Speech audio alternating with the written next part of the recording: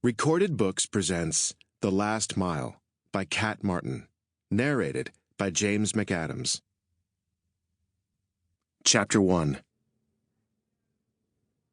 An odd sound penetrated the darkness of her bedroom.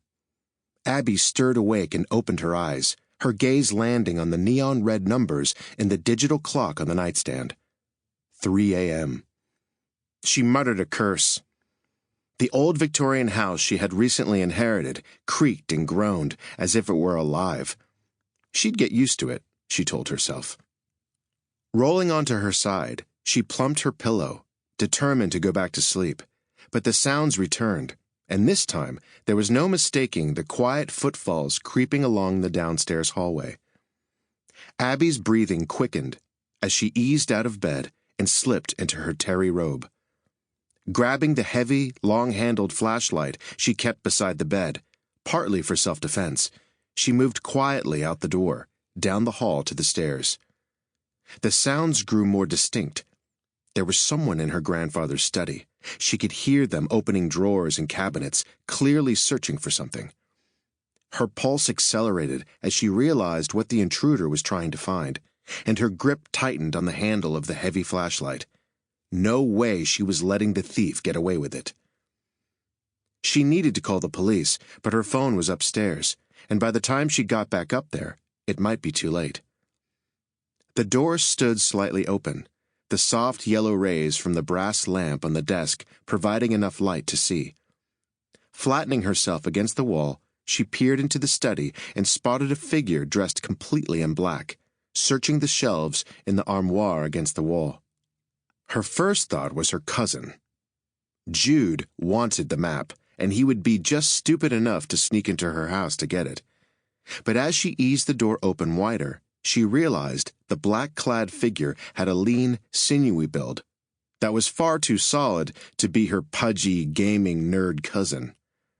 A trickle of fear slid through her. Abby steeled herself. Whoever it was, the thief wasn't leaving with the map. Easing closer, she raised the flashlight, holding it like a bat, and swung a blow that slammed into the intruder's shoulder, knocking him sideways into the wall. "Get out of here!" Legs splayed, she prepared to swing the flashlight again. "Get out, before I call the police!" He straightened.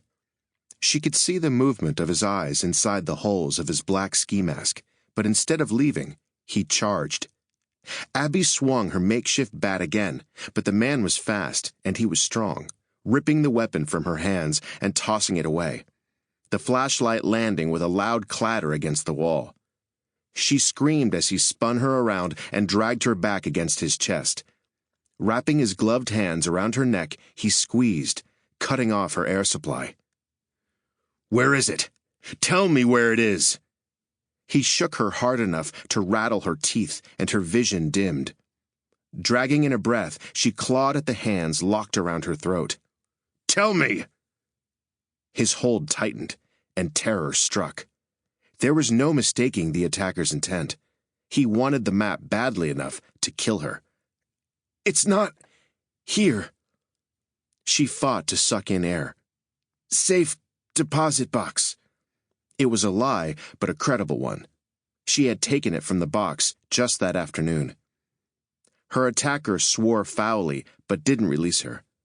"I don't believe you. I want that map." He started dragging her toward the curtains, grabbed the sash to tie her up. No way she was letting that happen.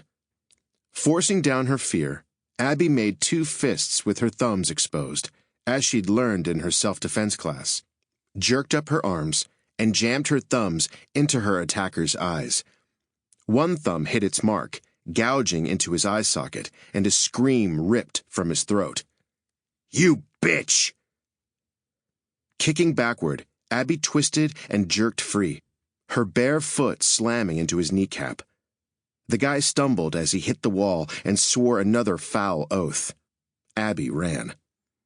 Out of the study, down the hall, through the entry, bursting out into the street. The grass felt wet and cold beneath her bare feet. She stepped on a stone, and a pain shot up her leg, but she kept running. The house was located on Vine Street, in an old, historic section of Denver. Sample complete. Ready to continue?